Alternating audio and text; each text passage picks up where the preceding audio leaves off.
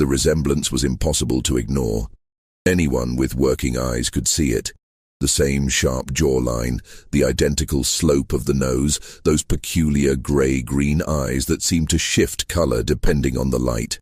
Even the way they held their shoulders, slightly drawn back with an air of unconscious pride, was unnervingly similar.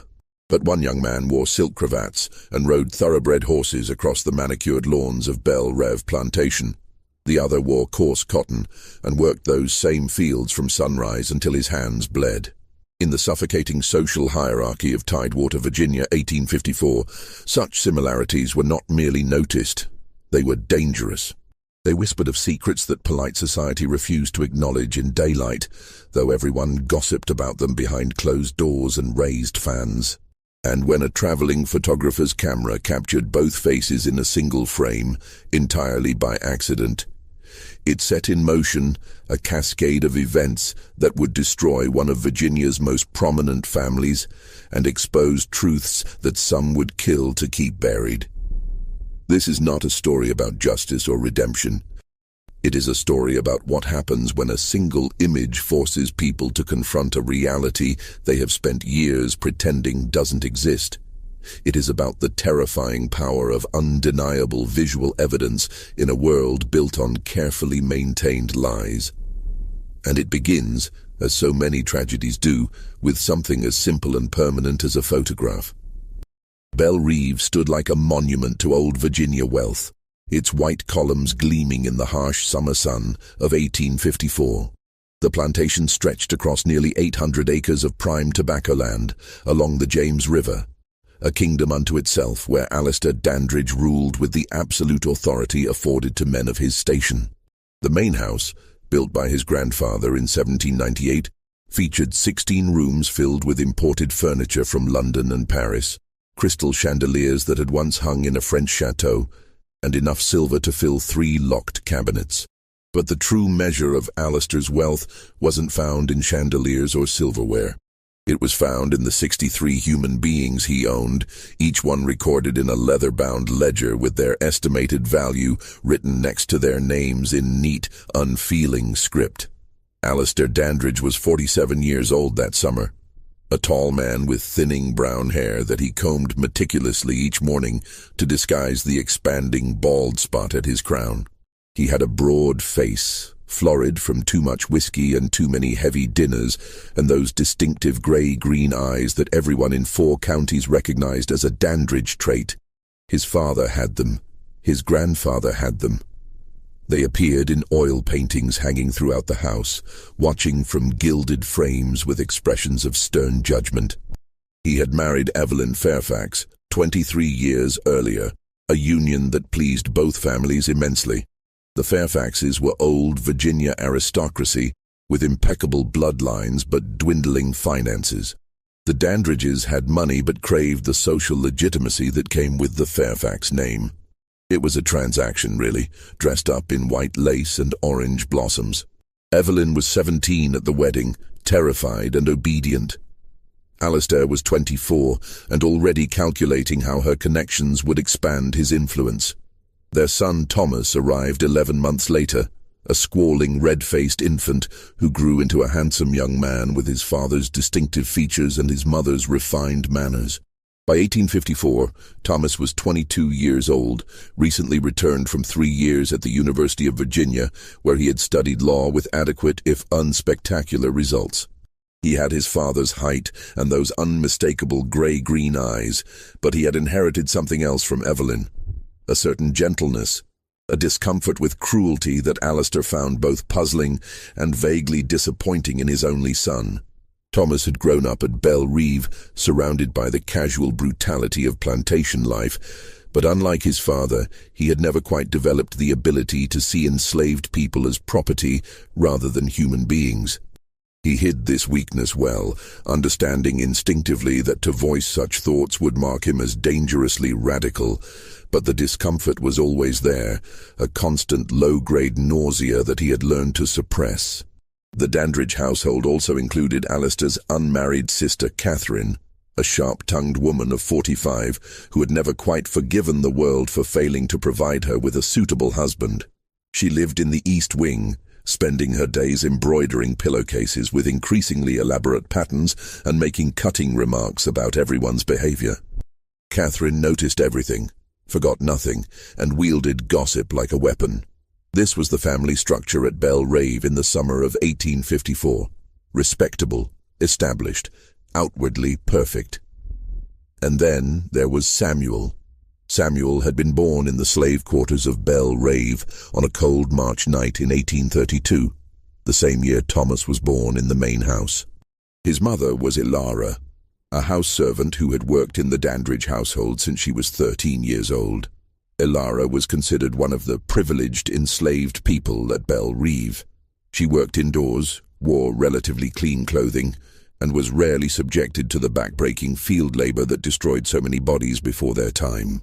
She was also beautiful, with smooth dark skin, expressive eyes, and a quiet dignity that she maintained despite her circumstances. By the time she was 20 years old, Alistair Dandridge had noticed her. And in a world where enslaved women had no legal right to refuse their owners anything, what Alistair noticed he took. No one spoke of it openly, of course. Such things were never discussed in polite company. But the other enslaved people at Belle Reve knew. The house servants whispered about it when Evelyn was out of earshot. And when Ilara's belly began to swell in the late summer of 1831, everyone understood what had happened, even if no one would say it aloud. Samuel was born just 2 months after Thomas. For the first few years of his life, the resemblance wasn't particularly notable. Many babies share similar features, and no one expected to see Alistair Dandridge in the face of a slave child. But as Samuel grew, the similarities became impossible to dismiss. By age 5, Samuel had the same grey-green eyes as Thomas, the same narrow nose, the same way of tilting his head when he was thinking. Old Jeremiah, who had worked at Belle Reve for 60 years and remembered Alistair's father, swore that Samuel looked more like a Dandridge than some of the legitimate white cousins who occasionally visited from Richmond. Ilara saw it, of course. How could she not? Every time she looked at her son, she saw the man who had forced himself on her reflected back. It was a complicated agony. She loved Samuel with a fierce protective intensity, but his face was a daily reminder of violation and powerlessness. She never spoke of his parentage, not even to Samuel himself. What would be the point? The truth couldn't free him. It could only endanger them both. As Samuel grew older, Ilara made sure he understood the fundamental rule of his existence. Blend in, stay quiet, never draw attention. In a world where enslaved people were punished for the smallest infractions, being the visible evidence of the master's adultery was potentially fatal. Alistair Dandridge would tolerate Samuel's existence only as long as he could ignore it. But ignoring became harder as Samuel reached adolescence and the resemblance to Thomas became undeniable. By the time both young men were 22 years old, in that summer of 1854, they could have been brothers. Or rather, they looked like what they actually were: a legitimate son and his illegitimate half-brother, born to different mothers, but sharing the same father's unmistakable features. The enslaved community at Belle Reve walked on eggshells around this truth. They all knew, but they also knew that acknowledging it openly would bring disaster. Alistair had never publicly admitted to fathering Samuel, and no one expected he ever would. As long as the fiction was maintained, as long as everyone pretended not to see what was obvious to anyone with eyes, a fragile peace could be maintained. Thomas himself had noticed the resemblance years earlier, sometime around his 16th birthday. He had been walking through the tobacco fields, avoiding his father's expectations as he often did, when he saw Samuel working alongside several other young men. The late afternoon sun was hitting Samuel's face at an angle, and for a disorienting moment, Thomas felt like he was looking at his own reflection in strange clothes. He had stopped walking, staring openly, his mind racing through implications he didn't want to examine. Samuel had noticed his attention and immediately looked down, his shoulders tensing with fear. That reaction, the immediate assumption that a white man's attention meant danger, had shaken Thomas more than the resemblance itself. He had never confronted his father about it. What would he even say? The accusation seemed too enormous, too devastating.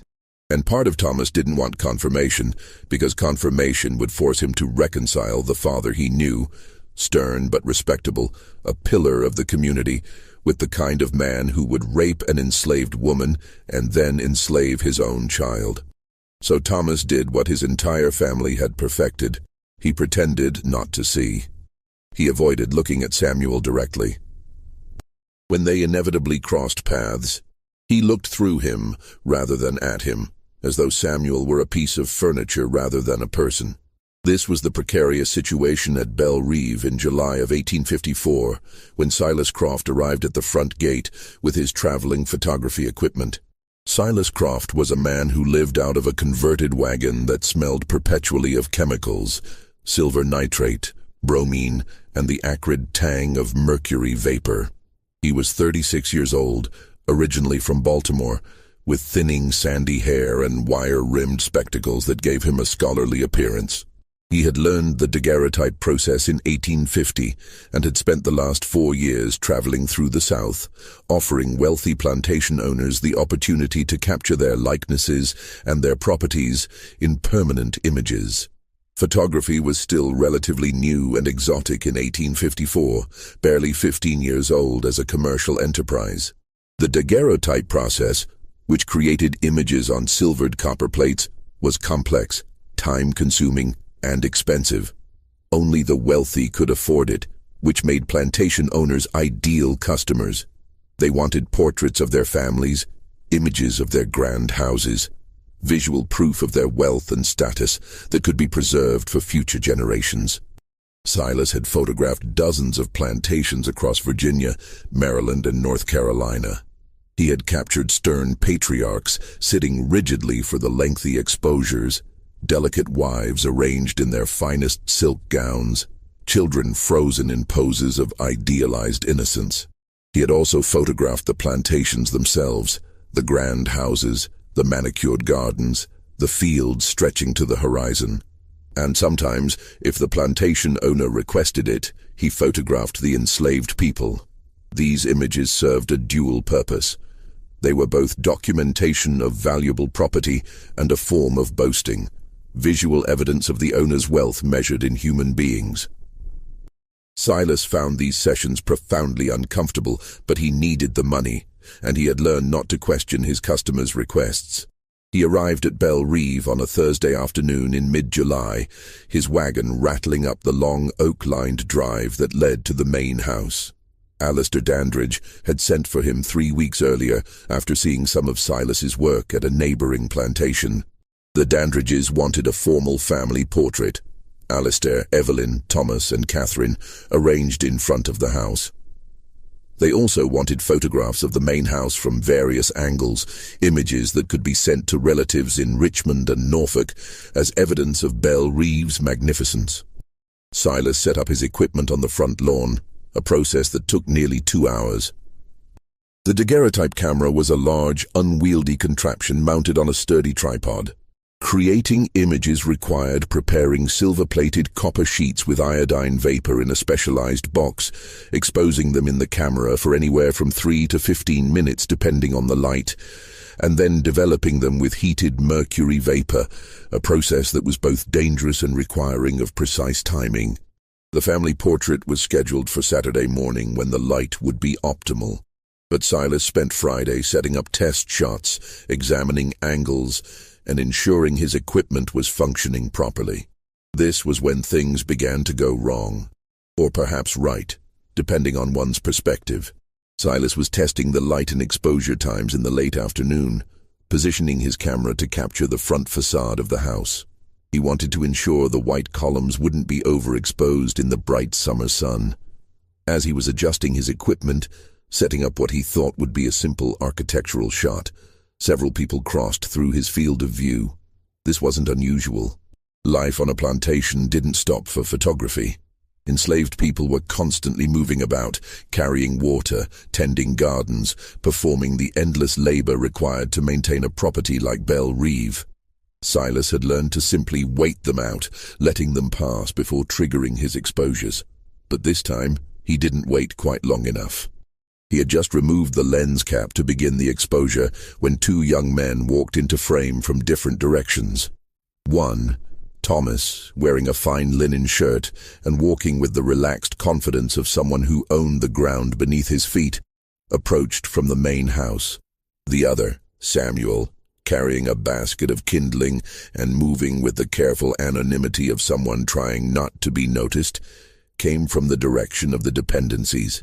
They crossed paths perhaps 15 feet from each other, neither looking at the other, both visible in the frame for perhaps 20 seconds before continuing in their respective directions. It wasn't enough time for a clear portrait. The daguerreotype process required absolute stillness to avoid blurring. But it was enough to capture their general forms, their profiles, their silhouettes against the White House. Silas didn't think much of it at the time. It was just a test exposure, not intended for delivery to the customer. He would develop it that evening to check his chemical mixtures and exposure times, then discard it before creating the real photographs the next day. That evening, in his wagon lit by lanterns and smelling of chemicals, Silas developed the test plate. When the image emerged from the mercury vapor, he nearly dropped it. There, captured on the silvered surface, were two young men in profile. The quality wasn't perfect. There was some motion blur, some loss of detail. But what was perfectly, undeniably clear was that they had the same face, the same profile, the same bearing, the same distinctive features that marked them as kin. One was dressed in fine clothes, the other in rough cotton. One was white, the other was black, but they had the same face. Silas stared at the image for a long time, his hands trembling slightly. He had been photographing southern plantations for 4 years. He was not naive about what happened on these estates, about the unspoken rules and hidden realities. He had heard the whispered jokes among white men about plantation children and night visits. But he had never seen the evidence presented so starkly, so undeniably, as in this single image. The resemblance was impossible to explain away. This wasn't a vague similarity or a coincidental shared feature. This was clear, visual proof of blood relation captured permanently in silver and copper. Silas understood immediately that the daguerreotype in his hands was dangerous. If the Dandridge family saw it, there would be hell to pay, probably literally for the enslaved young man and his mother. If word got out, if this image circulated, it would destroy the Dandridge family's reputation. His first instinct was to destroy it immediately. Smash the plate, melt it down, pretend it had never existed. But Silas didn't destroy it. Instead, he wrapped it carefully in cloth and tucked it into the bottom of his equipment chest. He told himself he would get rid of it later, after he left Belle Reve. He told himself he was just being cautious, keeping it hidden until he was safely away from the plantation. The truth was more complicated. Some part of Silas, the part that had grown increasingly disgusted with what he witnessed on his travels, the part that hated being complicit in documenting the wealth built on human suffering, wanted to keep the evidence, wanted proof to exist that the system was built on hypocrisy and lies. He didn't know what he would do with the image, but he couldn't quite bring himself to destroy it. The next morning, Silas created the formal family portrait that Alistair Dandridge had commissioned. The whole family arranged themselves on the front portico, Alistair in the center looking stern and important, Evelyn beside him in a gown of dove-grey silk with her hands folded delicately in her lap, Thomas standing behind his father's right shoulder in his finest suit, and Catherine positioned at the end with an expression that suggested she smelled something unpleasant. The exposure took nearly 12 minutes. Everyone had to remain absolutely still, which was torture in the July heat. Evelyn's left eyelid developed a twitch around minute 8. Catherine's expression evolved from annoyed to actively hostile. But when the image was finally developed that afternoon, it was perfect, a flawless record of Southern respectability and familial harmony. Alistair was so pleased with the results that he ordered 5 additional copies to be made and commissioned 3 more photographs, one of just himself for his study, one of Thomas for Evelyn's parlor, and a grand landscape shot of the entire plantation taken from the highest point on the property. Silas spent the next 4 days at Belle Reve, creating these additional images. He was treated well, given a room in the house rather than sleeping in his wagon, fed meals in the formal dining room, paid handsomely for his work. Alistair Dandridge was the kind of client any traveling professional would value. But the entire time, Silas was aware of the hidden daguerreotype at the bottom of his equipment chest. And he was aware of Samuel's presence, moving through the edges of daily life like a ghost, carefully avoiding any situation where he might be noticed by the white family he unknowingly resembled. On his final evening at Belle Reve, Silas saw something that would haunt him for years. He was packing his equipment in the fading twilight when he noticed Thomas standing alone on the second-floor balcony, staring out over the tobacco fields. And in the fields, barely visible in the dimming light, Samuel was working late, using the last of the daylight to finish some task. From Silas's angle, he could see both of them in profile against the sunset. The legitimate son above, the enslaved son below. Same face, different worlds. Thomas must have seen Samuel too, must have noticed the parallel because Silas saw him grip the balcony railing so hard his knuckles went white. Then Thomas turned abruptly and disappeared back into the house. Silas packed the last of his equipment and left Belle Reve the next morning with payment in hand and a dangerous secret in his wagon. He told himself he would destroy the compromising daguerreotype as soon as he reached the next town. He told himself this repeatedly as he traveled through Virginia, heading north toward Maryland. But he still didn't destroy it. Silas Croft reached Petersburg, Virginia, 3 days after leaving Belle Reve. He had picked up 2 more commissions along the way. A merchant family's portrait in a small town whose name he immediately forgot, and a daguerreotype of a deceased infant. One of those heartbreaking post-mortem photographs that were common in an era when childhood mortality was devastatingly high. Petersburg was a bustling town where Silas had established connections with several local businesses. One of his regular contacts was a printer named Douglas Webb, who specialized in creating copies of daguerreotypes. Webb had developed a reliable process for producing multiple paper prints from daguerreotype originals, which was valuable for customers who wanted to share images with distant relatives. Silas needed Webb to produce the additional copies that Alistair Dandridge had commissioned. He brought his plates to Webb's shop on a Tuesday afternoon, including the formal family portrait and the landscape shots. What happened next was either a genuine accident or the universe's way of ensuring that secrets don't stay buried. Years later, Silas would never be certain which. As Silas was unpacking his plates in Webb's workshop, showing him which images needed to be reproduced, one of the wrapped daguerreotypes slipped from his equipment case and fell to the floor. The cloth came partially unwrapped, revealing the edge of the hidden test shot, the one showing Thomas and Samuel in the same frame. Webb, helpful as always, picked it up before Silas could stop him. "Careful with that one," Silas said quickly, reaching for it. "It's just a test exposure, damaged, not for reproduction." But Webb had already glimpsed enough of the image to be curious. "Let me see. Might be salvageable." He unwrapped it fully before Silas could intervene. Webb was a man who had looked at thousands of photographic images in his career. He had developed an eye for composition, for quality, for unusual or noteworthy content. And what he saw in this particular daguerreotype made him go very still. "Jesus Christ," he said softly. "It's nothing," Silas said, trying to take the plate back. "Like I said, just a damage test. I'll dispose of it." But Webb was still staring at it, his eyes moving between the 2 figures captured in silver. "Do you know who these people are?" Silas hesitated. "One of them is Thomas Dandridge. The other is someone who was passing through the frame during the test exposure." Webb looked up at him with an expression Silas couldn't quite read. "They could be twins." "I know. You know what this means, right? What this image suggests." "I know," Silas repeated, "which is why I'm going to destroy it as soon as I finish your commission." Webb carefully rewrapped the daguerreotype and handed it back. For a moment, neither man spoke. Then Webb said quietly, "My younger brother is an abolitionist. He publishes a newsletter in Philadelphia. Images like this, they could be powerful ammunition for the cause." Silas felt his stomach drop. "No, absolutely not.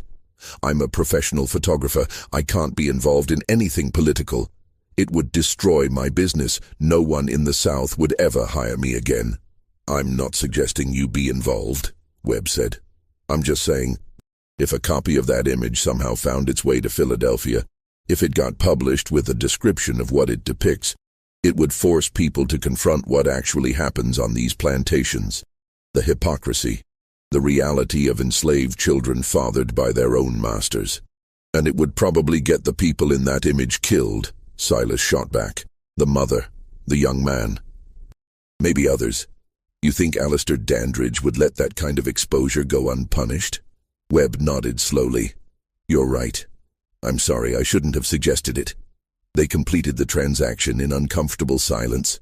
Webb produced the copies of the formal Dandridge portraits, charging his usual rate and accepting payment without further comment about the hidden daguerreotype. Silas left the shop believing the matter was closed. He was wrong. Douglas Webb was not a particularly political man by nature. He ran a printing business, attended church on Sundays, and generally avoided controversy. But his younger brother, Marcus Webb, was a different sort entirely. Marcus had left Petersburg 8 years earlier to attend seminary in Philadelphia. While there, he had fallen in with the passionate abolitionists who made Pennsylvania a center of anti-slavery activism.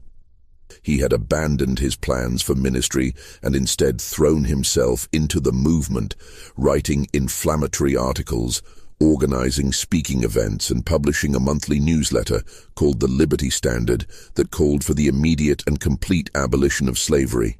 Douglas didn't share his brother's fervor.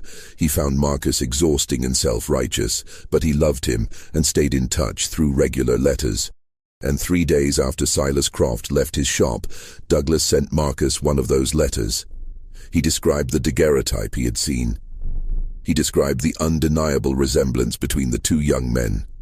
He described what he knew about the Dandridge family, their wealth, their prominence, their respectable reputation in Virginia society. And he mentioned, almost casually, that someone in the abolitionist movement might find such an image valuable as propaganda. Douglas told himself he was just sharing an interesting story with his brother.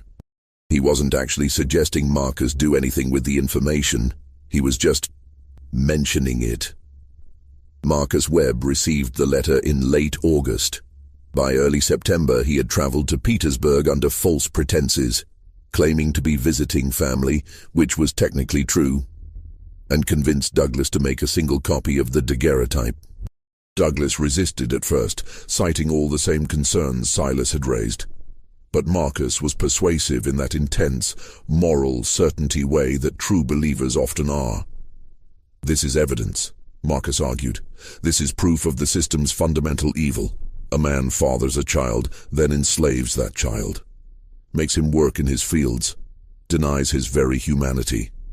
And respectable society pretends not to see it because acknowledging it would be uncomfortable. This image forces people to see. It will put these people in danger," Douglas countered. "They're already in danger every day of their lives," Marcus said. "They're enslaved. What greater danger exists?" It was a terrible argument, callous and disconnected from reality, but it worked on some level. Douglas made the copy, just one. He told himself he was doing it for the cause, but really he was doing it because Marcus wouldn't stop pestering him until he did. Marcus took the copy back to Philadelphia. He showed it to other abolitionists, and in October of 1854, the Liberty Standard published a full-page article titled "The Sons of the South. A Daguerreotype Exposes Slavery's Hidden Shame." The article included a reproduced image, not a perfect copy of the original daguerreotype, but close enough to show the two young men and their undeniable resemblance. It included a detailed description of Belle Reeve, Alistair Dandridge, and the circumstances under which the photograph was taken. It included inflammatory rhetoric about the moral bankruptcy of a system that allowed fathers to enslave their own children. The Liberty Standard had a circulation of about 800 copies, mostly in Pennsylvania, New York, and Massachusetts. It was read primarily by people who already opposed slavery, people who nodded along and felt their existing beliefs confirmed. But 800 copies can travel far.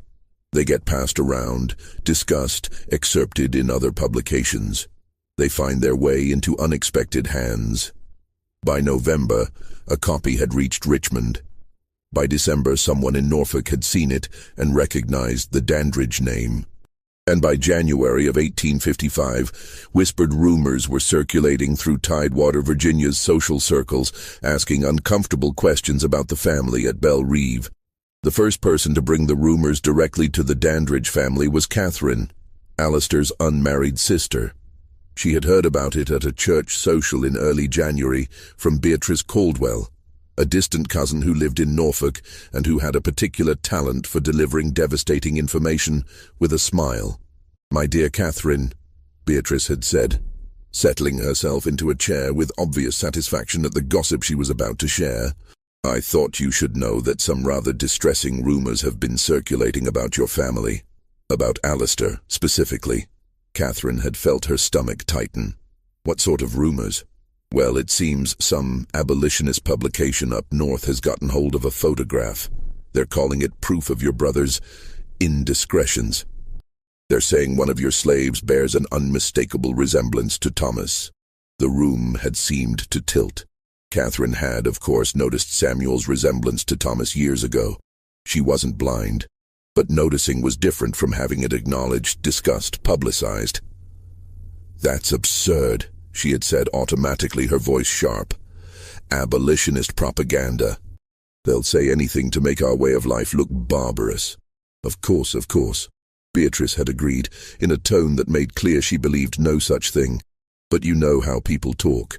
Even if it's all lies, the scandal of having such accusations published, well, it's bound to affect the family's standing." Catherine had left the social immediately, claiming a headache, and returned to Belle Reve in a state of cold fury. She found Alistair in his study that evening and closed the door behind her. "We need to talk," she said, "about your bastard." The confrontation that followed was one of the ugliest in Dandridge family history. Alistair tried to deny everything at first, claiming the rumors were fabricated, that abolitionists were trying to destroy respectable Southern families with lies and doctored photographs. But Catherine wasn't having it. "I have eyes, Alistair. I've seen Samuel. Everyone has seen him. He looks exactly like Thomas, exactly. Like our father. Like our grandfather. He has the Dandridge eyes, for God's sake. You're imagining things." "Don't you dare," Catherine cut him off, her voice shaking with rage. "Don't you dare insult my intelligence. You forced yourself on that woman. You fathered a child with her, and then you kept them both here, enslaved, where we all have to see the evidence of your depravity every single day." Alistair's face had gone purple. "Watch your tongue. This is my house." "This was our father's house," Catherine shot back, "and our grandfather's, and you've disgraced it.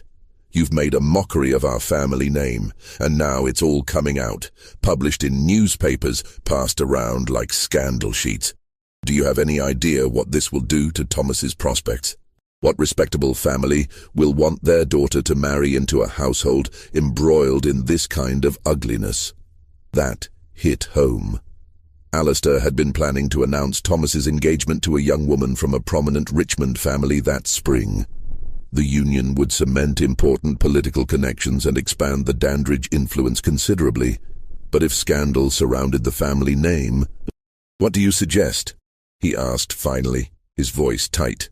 "Get rid of him," Catherine said immediately. "Sell Samuel. Sell him south to Georgia or Alabama, where no one knows about this ridiculous photograph. Get him out of Virginia. Let people forget what he looks like. And his mother. Sell her too. Sell them both together if you must, but get them away from here. It's the only way to make this go away." Alistair considered this. It was a practical solution. Enslaved people were sold away from their birthplaces every day. No one would think twice about it. But there was a complication Catherine didn't know about. A complication Alistair had never told anyone. He had promised Ilara years ago in a moment of guilt-stricken weakness that he would never sell Samuel. It had been a stupid promise, made after he had visited the slave quarters in the night and found her holding their infant son. She had looked at him with such profound despair that something in him had cracked. "I won't sell him," he had whispered. "Or you. I promise." It was the only kindness he had ever shown her, and it was barely even kindness, more like a slightly less terrible cruelty. But he had meant it at the time. Now, 23 years later, that promise had become an enormous liability. "I'll think about it," he told Catherine. She looked at him with disgust. "You're still protecting her, aren't you? After everything, after the shame this has brought on us, you're still protecting your Negro whore." "Get out," Alistair said quietly. Catherine left, slamming the door hard enough to rattle the paintings on the walls. Evelyn Dandridge had not been present for this conversation, but she heard about it anyway. The enslaved house servants heard everything that happened in the main house. They were invisible to white people in the way furniture was invisible, present, but not considered capable of judgment or memory. And the house servants talked among themselves. By the next morning, Evelyn knew that Catherine had confronted Alistair. She knew what the rumors were claiming. She knew that a photograph existed somewhere that provided visual evidence of what she had suspected, but never acknowledged for over 20 years. Evelyn was 52 years old that winter. She had been married to Alistair for 23 years. She had spent those years managing his household, raising his son, entertaining his guests, and maintaining the flawless facade of respectability that her social position demanded. And she had spent all those years pretending not to know that her husband had raped an enslaved woman and fathered a child who worked in their fields. She had seen Samuel, of course, had noticed the resemblance.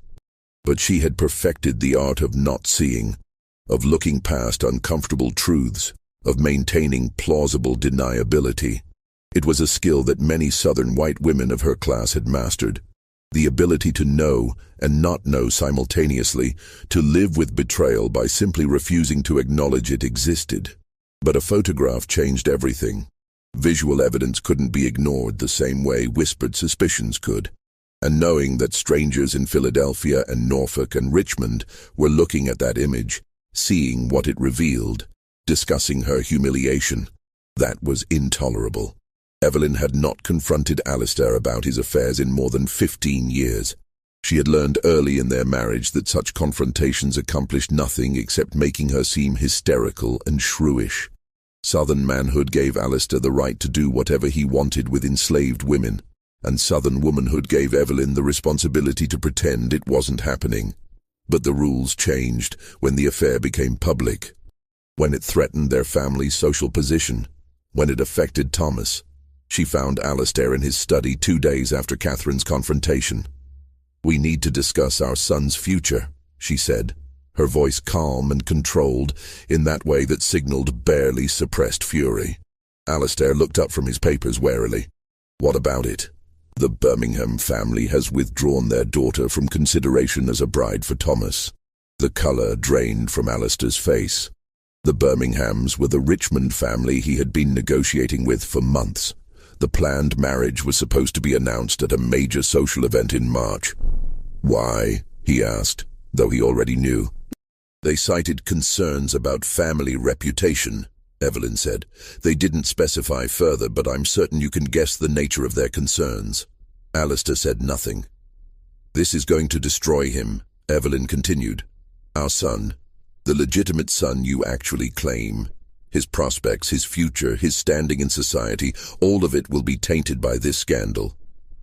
Because you couldn't control your base appetites, because you had to force yourself on a woman who couldn't refuse you." "Evelyn, I'm not finished," she cut him off. "For 23 years I have maintained this household. I have managed your home, raised your son, entertained your associates, and presented a perfect face to society. I have done everything expected of me. And you have repaid me with humiliation. It was decades ago. And yet the evidence still walks around our property every day, Evelyn said coldly. The evidence is 22 years old and has your face. How exactly am I supposed to pretend that doesn't exist when there's a photograph of it being passed around abolitionist circles? Alistair stood up, frustrated. What do you want me to do? I can't unmake the past. You can deal with the present, Evelyn said. Catherine is right. They need to be sold, both of them, immediately, sold south where no one will connect them to this family. It's the only way to minimize the damage. I can't, Alistair said quietly. Evelyn stared at him. What do you mean you can't? I promised her I wouldn't sell them. The silence that followed was terrible. Evelyn's face went through several expressions. Disbelief, rage, something that might have been profound hurt, before settling into a mask of frozen contempt. You promised her, she repeated. You made a promise to your slave woman. Evelyn, you've broken every promise you made to me, she said, her voice shaking slightly. But the promise you made to the woman you raped, that one you intend to keep, that's where your honor lies. It's not that simple. Get out of my sight, Evelyn said.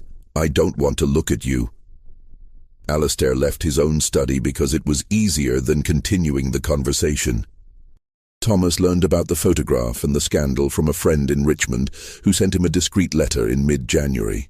The letter included a clipped excerpt from the Liberty Standard article, though not the actual image itself. Thomas read it alone in his room, his hands trembling. Seeing the truth laid out in print, the legitimate heir and the enslaved son, captured together by accident, reveal the hidden reality of plantation life, made it impossible to maintain his carefully constructed denial. He had known, on some level, for years. But knowing privately and having it published for strangers to read were entirely different experiences. The letter from his friend ended with sympathetic but pointed advice. You may want to distance yourself from Belle Rave for a while until this all settles down. Perhaps extended travel would be beneficial. Thomas understood what that meant. His friend was suggesting he flee, essentially. Run away to Europe or up north and wait for the scandal to fade. Abandon his family to deal with the consequences alone. He couldn't do that. Whatever his father's sins, and they were enormous, Thomas couldn't just disappear.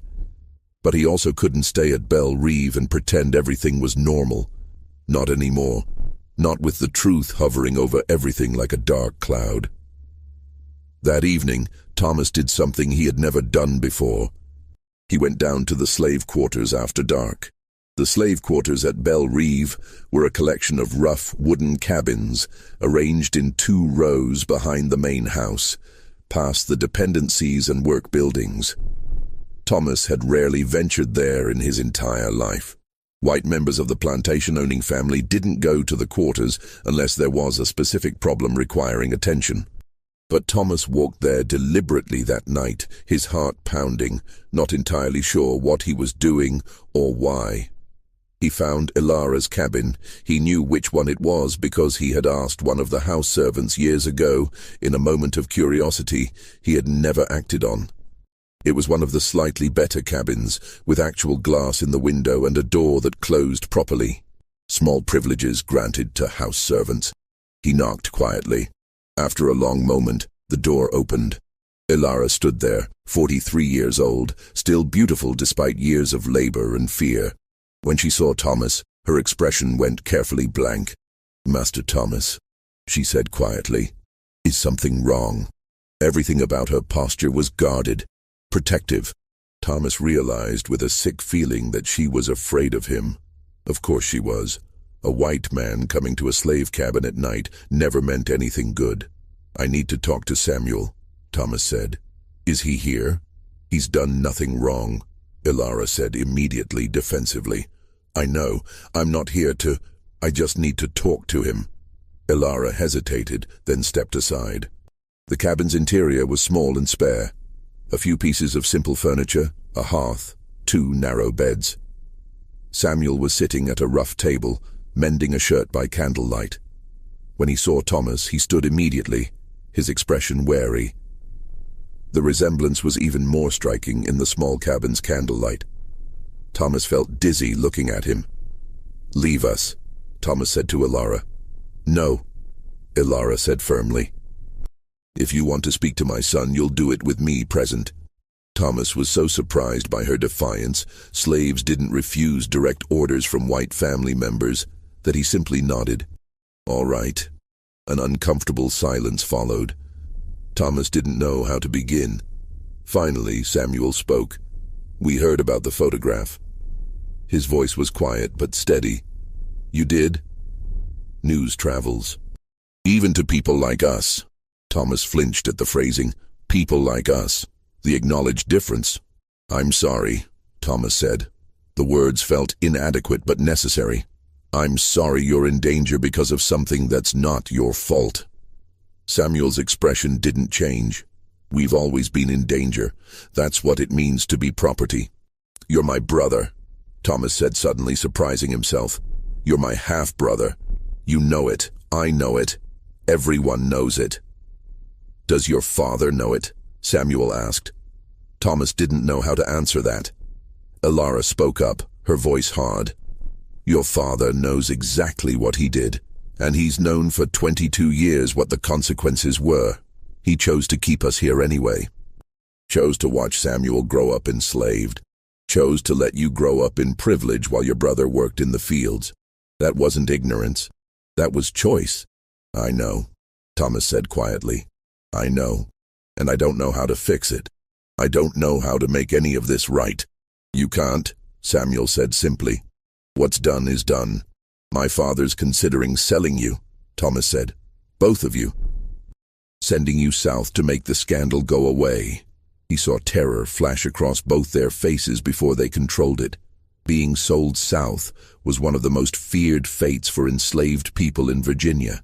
It meant separation from everyone you knew, harsher working conditions, higher mortality rates. It meant disappearing. "Can you stop him?" Ilara asked. "I don't know," Thomas admitted. "I don't have any real authority here. I'm just his son." "You're his legitimate son," Samuel corrected. "That counts for something." They talked for nearly an hour in that cabin, a bizarre and unprecedented conversation among three people whose lives had been shaped by the same man in completely different ways. Thomas learned things about Samuel's life that shamed him, the casual cruelties, the constant fear, the way every day required a careful performance of subservience just to survive. When Thomas finally left, he had no solutions, but he had something he hadn't had before. A direct connection to the human being at the center of this scandal. A brother he had spent 22 years pretending not to see. And he had a growing conviction that what was happening at Belle Reve was profoundly, irredeemably wrong. February 1855 brought an unexpected visitor to Belle Reve.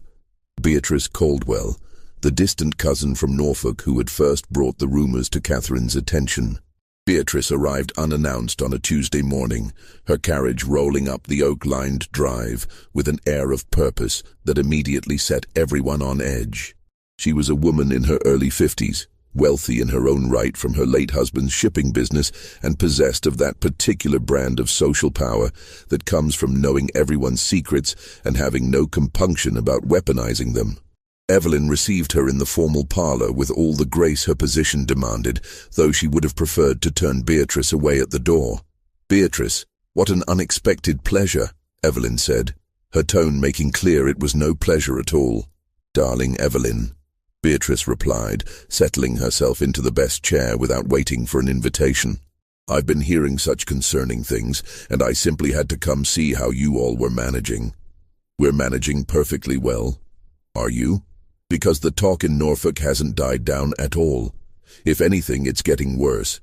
People have started sending for copies of that abolitionist newspaper just to see the photograph. It's become quite the sensation." Evelyn felt her jaw tighten. "People will always gossip. It means nothing." "Oh, but it does mean something, dear. It means invitations are being reconsidered. It means business relationships are being quietly ended. It means your family's name is becoming associated with scandal." Beatrice leaned forward conspiratorially. I heard the Birminghams withdrew their daughter from consideration as Thomas's bride.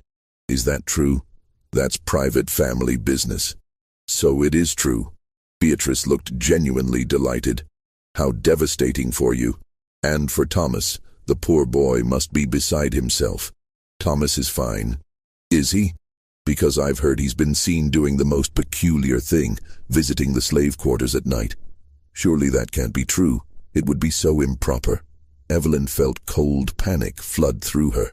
If word was spreading about Thomas visiting Samuel, it would only fuel more speculation and scandal. The optics were terrible. I think you should leave, Beatrice. Oh, I haven't even told you why I came yet, Beatrice said, her smile sharp.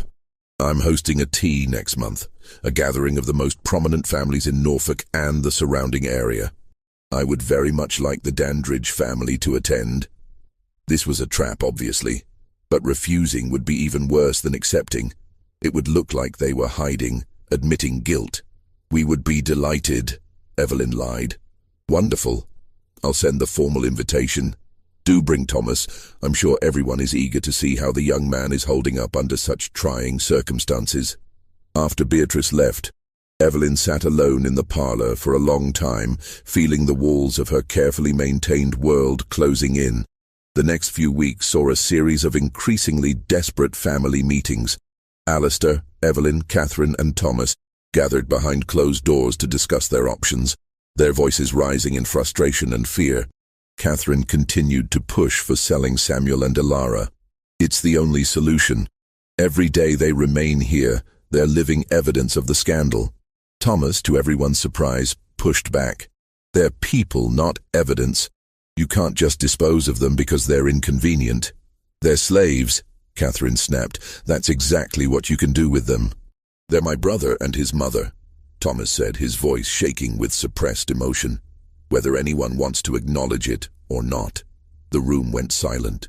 It was the first time anyone in the family had said it out loud so directly. Alistair looked at his son with an expression somewhere between rage and despair. You will not speak of this. Why not? Everyone else is speaking of it. There's a photograph circulating through the northern states showing us standing together. What exactly am I not supposed to say? Thomas, enough, Evelyn said sharply. But Thomas was past being silenced. No, not enough. We've all been pretending for years, pretending we don't see it, pretending it didn't happen. But it did happen, and Samuel has paid for father's sins every day of his life while we've lived in comfort.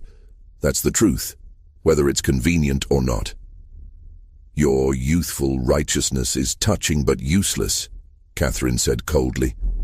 The question isn't what's morally correct. The question is how to protect this family's reputation. By selling my brother like livestock. By doing what's necessary. Alistair finally spoke, his voice heavy. The decision is mine to make, and I've decided. They stay. Everyone stared at him. You can't be serious, Catherine said.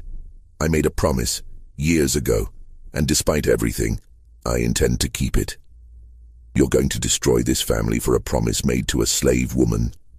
Catherine's voice was shrill with disbelief. This family is already destroyed, Alistair said quietly. Selling them won't fix that. It'll just add more sin to the pile. It was perhaps the closest Alistair Dandridge had ever come to acknowledging remorse, but it was too little, far too late. The tea at Beatrice Caldwell's Norfolk estate took place on the first Saturday in March. The Dandridge family arrived together in their finest carriage, dressed immaculately, presenting a united front of respectability. It was an ambush. The gathering included about 30 women from prominent Virginia families, all of whom had ostensibly come for refined conversation and delicate refreshments. But the moment the Dandridges arrived, the atmosphere shifted.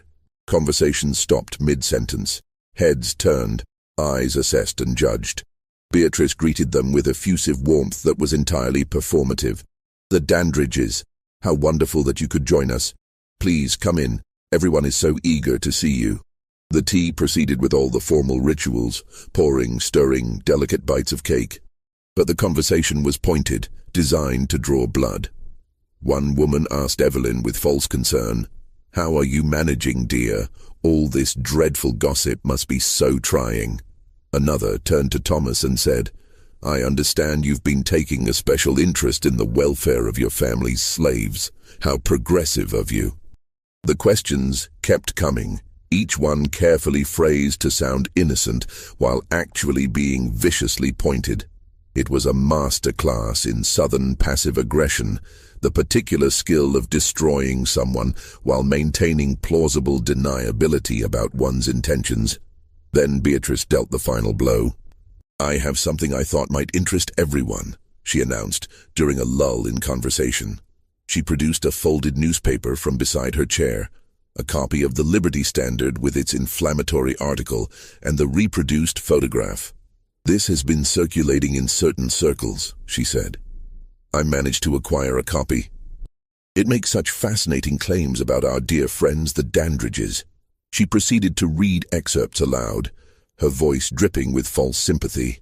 The article's descriptions of Alistair's assault on Ilara, the detailed comparison of Thomas and Samuel's features, the accusations of moral bankruptcy and hypocrisy. Evelyn sat frozen, her teacup suspended halfway to her lips, unable to move or speak. Thomas had gone pale, his hands clenched in his lap. Catherine looked murderous. When Beatrice finished reading, she looked up with wide, innocent eyes. Of course, I'm sure it's all abolitionist lies, but the photograph itself is quite striking. The resemblance is remarkable, wouldn't you say? She passed the newspaper around the room. Woman after woman looked at the photograph, their expressions ranging from shock to disgust to barely concealed satisfaction at witnessing such a spectacular fall from grace. Thomas stood abruptly. We're leaving. But you've barely touched your tea, Beatrice protested with false concern. We're leaving now, Thomas repeated, his voice tight with barely controlled rage. The Dandridge family left Beatrice's estate in silence, their humiliation complete and public. The ride back to Belle Reve was silent for the first hour. Then Evelyn spoke, her voice eerily calm. This can't continue. What do you propose? Alistair asked wearily. I'm taking Catherine and moving to my sister's house in Charleston. I will not remain in this house with you. I will not continue to be humiliated by your past actions. Evelyn, I'm not negotiating, Alistair. I'm informing you of my decision. You can keep your plantation, your slaves, your bastard son, and your promises. I'm leaving. Mother, wait, Thomas started. You'll need to decide where your loyalties lie, Evelyn said, looking at her son. You can come with us and distance yourself from this scandal, or you can stay here with your father and be dragged down with him. Thomas looked between his parents, torn. I can't just abandon. Abandon who? Evelyn cut him off. Your father, after what he's done? Or are you more concerned about abandoning your newfound brother in the slave quarters? The contempt in her voice was withering. I don't know, Thomas admitted quietly. Then figure it out, Evelyn said. You have until tomorrow morning. That night, Thomas made his decision. He went to his father's study where Alistair sat alone, drinking whiskey in the dark. I'm staying, Thomas said from the doorway. Alistair looked up, surprised. Your mother is leaving because she can't face the truth. I understand that. But running away won't change what happened. It won't make Samuel any less my brother. You're throwing away your future, Alistair said. Your social prospects, your political ambitions, all of it. Maybe. But I can't build a future on pretending certain people don't exist. That's what you did. And look where it got you. Alistair flinched. What do you want from me? An apology? Would that fix anything? No, Thomas said, but manumission papers would. Alistair stared at him. You want me to free them? I want you to do the right thing for once. Free Samuel and Ilara. Give them papers. Give them enough money to start a life somewhere else, somewhere safe. Let them go.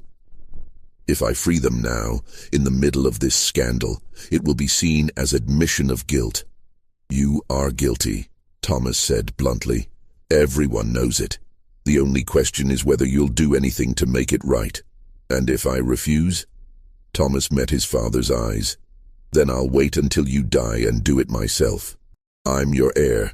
Eventually Belle Reve will be mine, and the first thing I'll do is free every single person you've enslaved here." It was a threat and a promise. Alistair recognized the determination in his son's voice, the same stubborn certainty that the Dandridge men had possessed for generations, now turned against the family's traditions. "You've become self-righteous," Alistair said. "I've become honest," Thomas corrected. "That feels radical, because we've been living in lies for so long." 3 days later, on a cold March morning, Alistair Dandridge signed manumission papers for Ilara and Samuel. The papers declared them free, no longer enslaved, with all the legal rights afforded to free people of color in Virginia.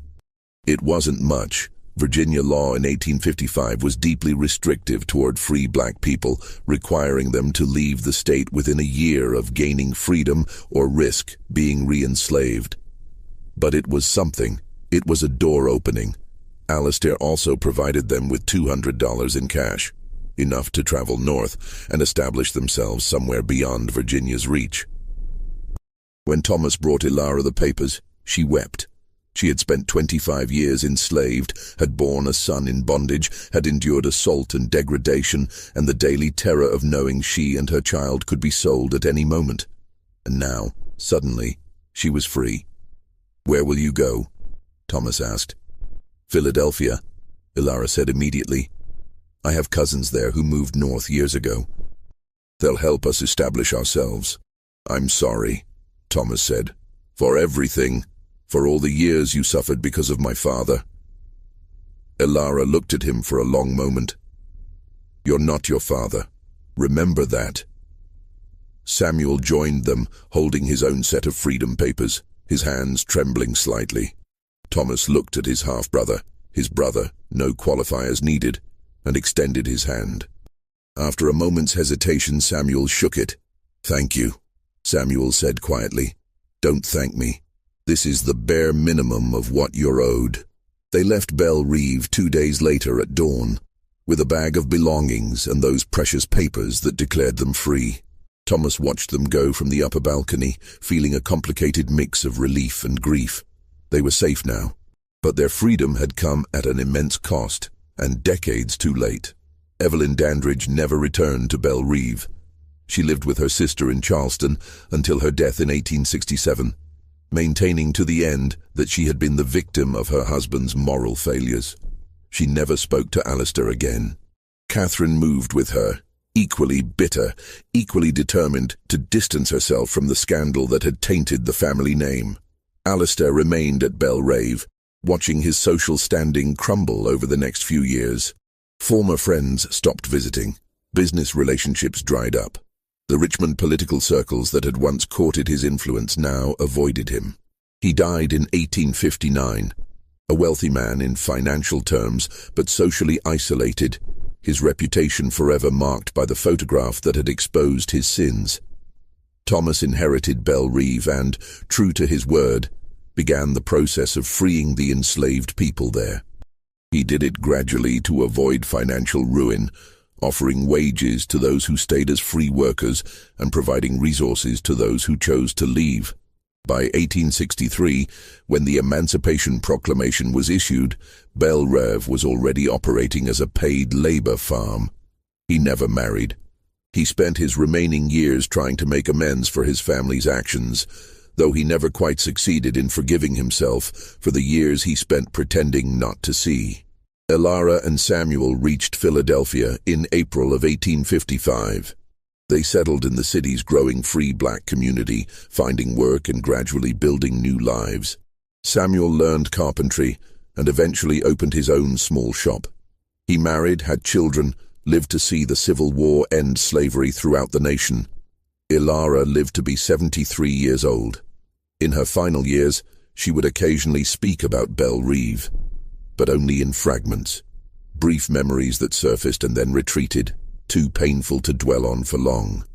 The daguerreotype that started it all, the original plate that Silas Croft had captured by accident, was destroyed. Silas eventually learned what his photograph had unleashed and smashed the plate in a fit of guilt and horror at the chaos he'd inadvertently caused. But copies remained. The image published in the Liberty Standard continued to circulate through abolitionist circles for years, used as propaganda to demonstrate the hypocrisy of the slave-owning class. Even after the Civil War, it occasionally appeared in historical collections, labeled simply, Two Sons of the South. Looking at that photograph now, knowing its history, one can't help but see it as evidence of something larger than one family's scandal. It captured the fundamental lie at the heart of American slavery, the fiction that human beings could be divided into categories of free and enslaved based on race, even when their blood was the same, even when their faces reflected the same ancestry. The resemblance between Thomas and Samuel wasn't unusual. It was repeated on plantations across the South, wherever enslaved women were vulnerable to their owners' violence. What was unusual was that it got documented, captured in permanent form, impossible to deny or explain away. One photograph exposed everything. Not just the Dandridge family's specific sins, but the broader truth about how the plantation system functioned, who it harmed, and what it asked everyone involved to pretend they didn't see. The image forced people to look at what they had been trained to ignore, and once seen, truly seen, it couldn't be unseen. That was the photograph's power. That was why it destroyed the family at Belle Reve. That was why, more than 170 years later, its story still resonates, because it's a reminder that some truths, once captured and exposed, cannot be buried again no matter how desperately people try.